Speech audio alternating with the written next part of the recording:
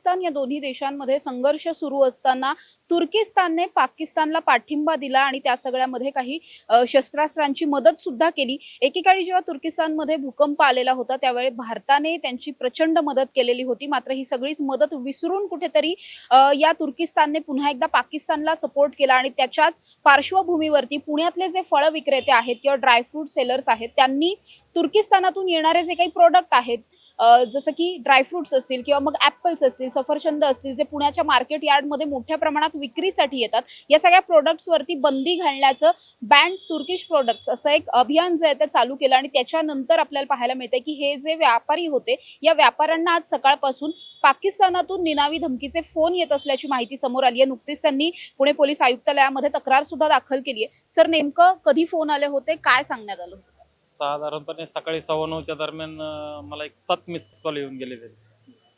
म्हणजे WhatsApp call होते त्यामुळे मला काय ऐकू आलं नाही, म्हणजे मार्केट यार्डच्या गोंधळामुळे। नंतर मी व्हॉट्सअप चेक केलं तर त्याच्यात त्यांनी धमकीचं रेकॉर्डिंग पाठवलं होतं, व्हॉट्सअप रेकॉर्डिंग, की आम्ही तुला जीवे मारू आणि तुम्ही हिंदुस्थानी काय करू शकत नाही, पाकिस्तानचं काय करणार नाही, टर्कीचं काय करणार नाही, तुम्ही हिंदुस्थानी काहीच करू शकत नाही, अशी शिवीगाळ वगैरे त्यांनी केली। मग मी नंतर त्याला परत रेकॉर्डिंग करून पाठवली।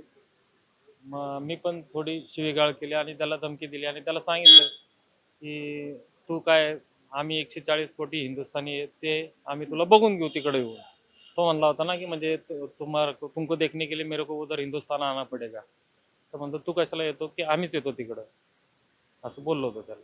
हा जो नंबर होता, हा नंबर पाकिस्तानातलं जे +92 आहे त्याच्यावरून आलेला हा, होता? +92चाच नंबर होता तो। आता आज CP साहेबांना दिला नंबर, मग ते म्हणजे सायबरमध्ये वगैरे देऊन आम्ही तुम्हाला संध्याकाळपर्यंत निवेदन दिलं की असं असं झाले म्हणून, कारण एक तर परदेशातनं फोन होता। मग CP साहेबांना दिला, ते म्हणजे संध्याकाळपर्यंत काय असेल ते तुम्हाला डिटेल कळवतो म्हणून। पण या सगळ्यावरती जर आपण पाहिलं तर तुम्ही 2-3 दिवसांपूर्वी हे अभियान चालू केलं, त्याच्यानंतर थेटपणे तुमचा नंबर पाकिस्तान पर्यंत पोहोचण्याची काही कारणं वाटतात किंवा काही कनेक्शन तुम्हाला असं आठवतं?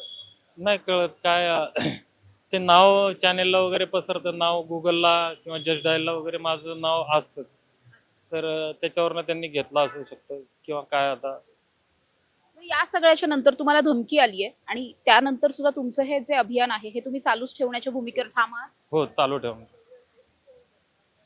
ठेवणार, उलट पहिल्यापेक्षा जास्त जोराने चालू करणार। आणि त्यांना पण कळलं पाहिजे की धमकी देऊन आपण अजून चूक केली म्हणून।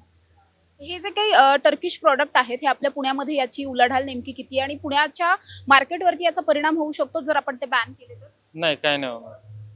1200 करोड रुपयाचा तर टर्नओव्हर असतो पूर्ण म्हणजे याचा टर्की ॲपलचा, पण त्याचा काय फरक पडणार नाही। आपले इंडियन ॲपल आहेत भरपूर, काश्मीर आहे, हिमाचल आहे, बाकी उत्तराखंडचे ॲपल आहेत, किंवा इम्पोर्टेडच ॲपल खायचं तर चिली आहे, इराण आहे, त्या देशांचा आपण ॲपल खाऊ शकतो, त्याचा काय प्रॉब्लेम नाही। फरक आहे का टर्किश ॲपल मध्ये आणि आपल्या? नाही, काय नाही, सेम आहे, फक्त ऑफ सीझनला येतं त्याच्यामुळे त्याचं डिमांड होतं, पण आता ऑफ सीझनला चिली, इटली वगैरे पण येतं सफरचंद।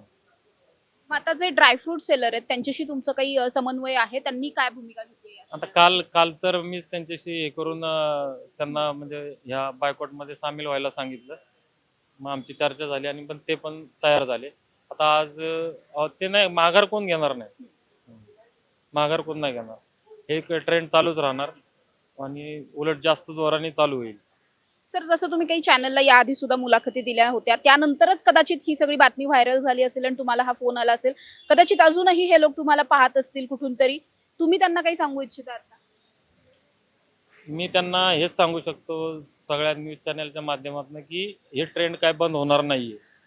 आता पहिला एकटा सुयोग झेंडे उभा होता, आता त्याच्या मागे 140 कोटी हिंदुस्थानी सगळे त्याच्या मागे उभे आहेत, एवढंच सांगू शकतो। नक्कीच आपण बघतोय की आत्ताच या फळ विक्रेत्यांनी पुणे पोलीस आयुक्तालयामध्ये तक्रार सुद्धा दाखल केलेली आहे आणि या तक्रारीनंतर हा जो काही नंबर होता या नंबरचा मागोवा काढण्याचा प्रयत्न सुद्धा चालू झालेला आहे। काहीही झालं तरी बॅन टर्किश प्रोडक्ट हे जे अभियान आहे हे अभियान आम्ही बंद करणार नाही, अशा पद्धतीचा आक्रमक इशारा या धमकीच्या नंतर सुद्धा त्यांनी घेतलेला पाहायला मिळतोय। कॅमेरा पर्सन निलेश सह Samruddhi Jadhav, top news Marathi, Pune. Chate school pre primary पासूनच करून घेतं फाउंडेशन पक्क करण्याची तयारी, म्हणूनच चाटे शिक्षण समूहाच्या कित्येक विद्यार्थ्यांनी घेतलीये करिअर मध्ये उंच भरारी। 2025-26 या शैक्षणिक वर्षाकरिता आपल्या पाल्याचा आजच प्रवेश घ्या.